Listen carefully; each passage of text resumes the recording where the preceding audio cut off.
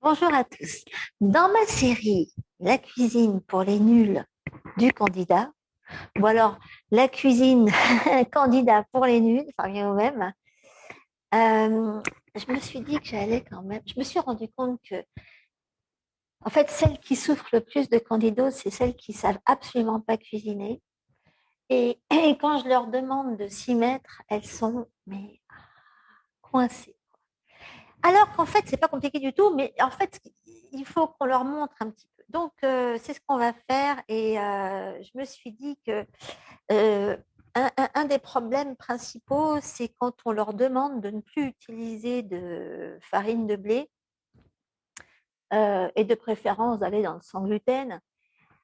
Ça devient compliqué. Alors, je me suis dit qu'une des meilleures façons de vous faire tester les différences entre certaines farines, c'était de vous faire faire un truc archi facile, c'est de la pâte à crêpes. Parce que ça, c'est un truc qu'on peut. Moi, je sais, ça m'a sauvé la vie de me faire à l'avance des galettes, toutes les sortes. Et, et à l'époque, j'avais de loin pas toutes les farines que j'ai aujourd'hui en plus. Et je ne sais pas s'il y en a qui sont déjà en France. Enfin bon, nous ici, alors bon, il y a la farine de riz, hein, bon, farine de riz entière. Mais si vous ne la trouvez pas entière, c'est pas la mort. Entraînez-vous de toute façon à utiliser plein de farine avant de vous mettre réellement à fond dans le régime, par exemple. Il y a une farine que j'aime vachement, moi, c'est la cassave.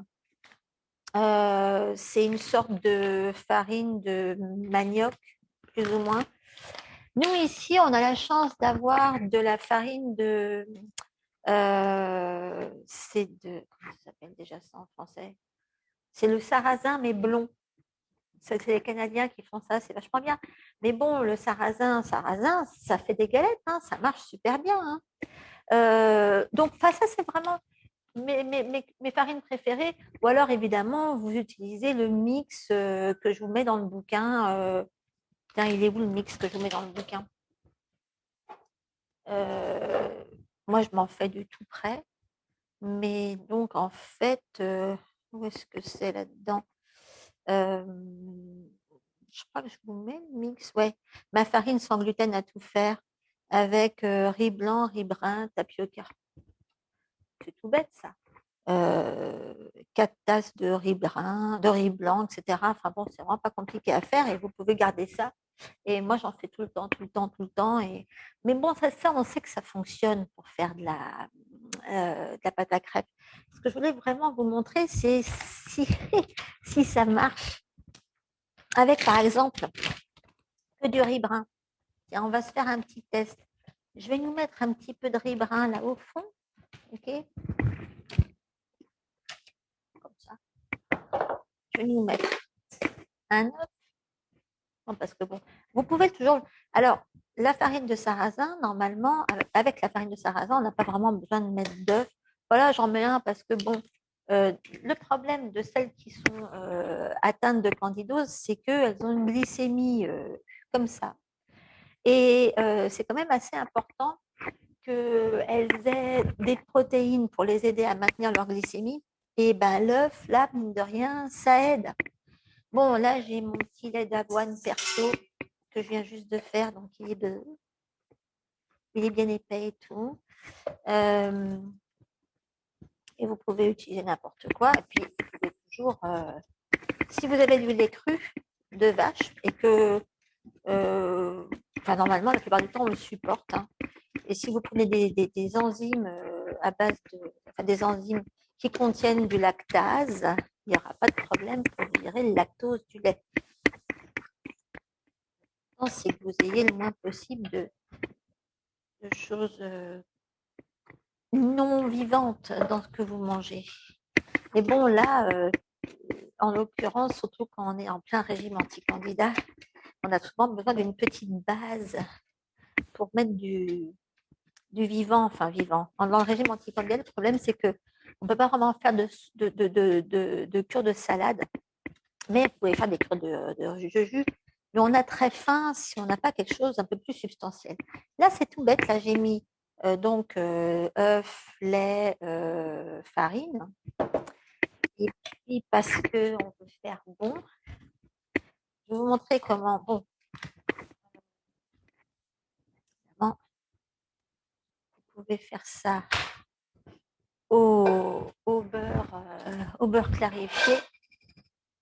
Mais bon, alors, attends, comment j'allume là, hop là. Oh, c'est pas très fort celui-là. Je préfère faire ça. Voilà. Bon, alors, vous ne rendez pas les choses compliquées, hein, de préférence. Moi, ce que j'aime bien faire, c'est faire fondre le beurre dans la poêle. Comme ça, je le verse dans la pâte. Parce que alors, une pâte à crêpes sans beurre, bah, c'est long comme un jour sans pain. Et c'est pas parce que vous êtes au régime anti-candidat que vous ne pouvez pas. Il faut mettre un poil de sel. Un poil de sel, sinon, bon. Et si vous allez vous faire, bon, vous pouvez tout à fait vous arrêter là, mettre un poil de sel dans votre pâte. Ça marche vachement bien avec de la farine de riz. Et si vous êtes un peu vicieuse comme moi, vous aimez aussi les faire sucrés, donc vous mettez un poil de xylitol dedans. Donc, un tout petit peu. C'est histoire de dire que c'est sucré et du coup, vous pouvez aller rajouter. Moi, j'aime bien mettre un peu de rhum. Ça marche, hein, ça va être cuit, donc il n'y a aucun problème. Hein. C'est pas parce que vous mettez un peu de rhum dans votre pâte à crêpes. Bon. De toute façon, le truc, c'est que si vous êtes vraiment archi accro au sucre, plus vous allez vous en déshabituer, mieux ça va aller plus vite. Mais vous pouvez être tellement en manque que vous donnez l'illusion de vous faire quelque chose de sucré.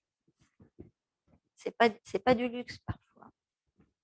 Alors on va voir la tête qu'elle a, cette pâte au riz.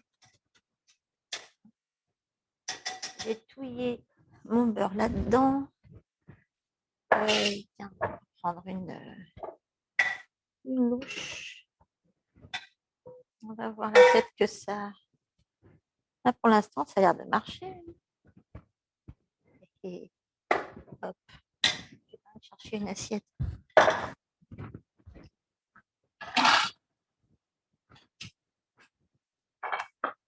Là. Bon, ben, pour l'instant, tout va bien. Hop. Non, mais franchement, les filles, je veux dire, ça, c'est la base de chez base. Et je peux vous dire un truc, c'est que combien de fois je leur ai fait des crêpes sans rien dedans, comme ils disent. Sans lait, sans farine. Ils se sont rendus compte de rien. Ou alors, ils ont pas osé la ramener. Donc, si vous vous dites que vous n'allez pas pouvoir le faire parce que autour de vous, ils ne vont pas être d'accord, vous ne faites pas avoir. Non. Alors, quelle tête ça a? Eh bien, écoutez, ça marche très bien pour le moment. Hop. Ah ben non, ça, on va se la retourner. J'aurais pu la laisser cuire un petit peu plus. Mais c'est bon, ça marche. Voilà. On va se laisser colorer un petit peu. Pendant ce temps-là, je vais vous montrer ce que ça donne. Tiens, alors ça. La cassave, c'est un truc que j'ai découvert. Je me suis amusée à faire 1 an sans céréales du tout. Alors là, c'est vachement différent quand même comme type de farine. C'est un petit peu, c'est fait à base de. Ouais, c'est une texture un peu différente, un peu bizarre par rapport au riz, qui lui aussi est un petit peu, on sent un petit grain, je trouve. Donc là, pareil, je vais mettre un œuf là-dedans. Je vais mettre un poil de lait.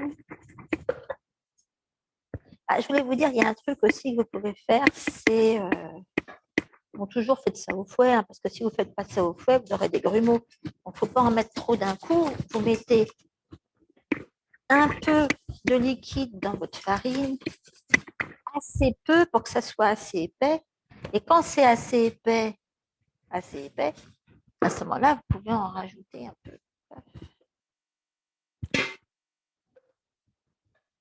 Vous pouvez affiner à ce moment-là. Il n'y aura pas de grumeaux. Franchement, même avec de la farine. On n'a pas besoin de faire ça avec de la farine sophistiquée. Voilà.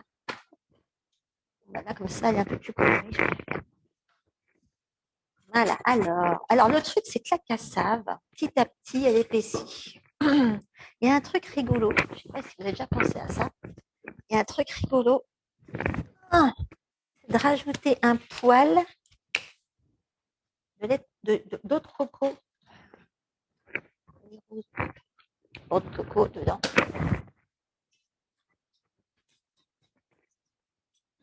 Et mon bébé qui vient de se lever.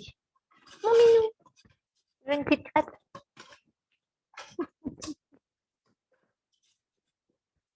Ah ouais. De rajouter un petit peu d'eau de coco dans votre crêpe, dans votre pâte, ça sucre. Et hop là, une crêpe. Une. Ça tombe bien, comme ça, je peux aller essayer celle-ci là. Ah là. Viens là, toi.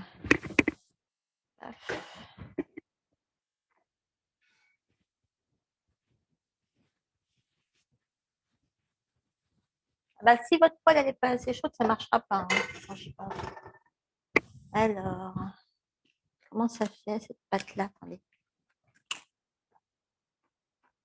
Ouais, c'est vachement bon.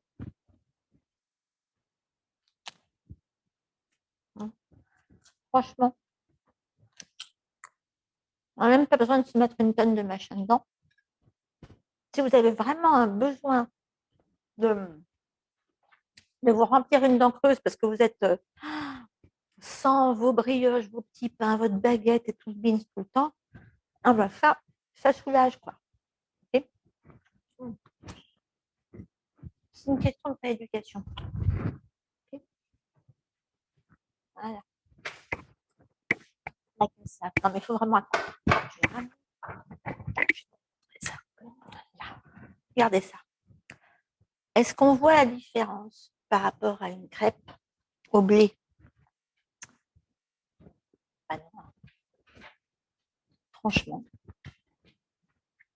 Même ma crêpe au riz, là. Franchement.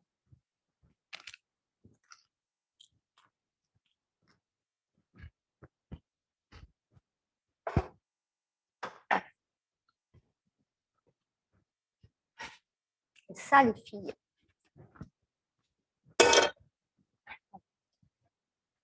C'est sans céréales.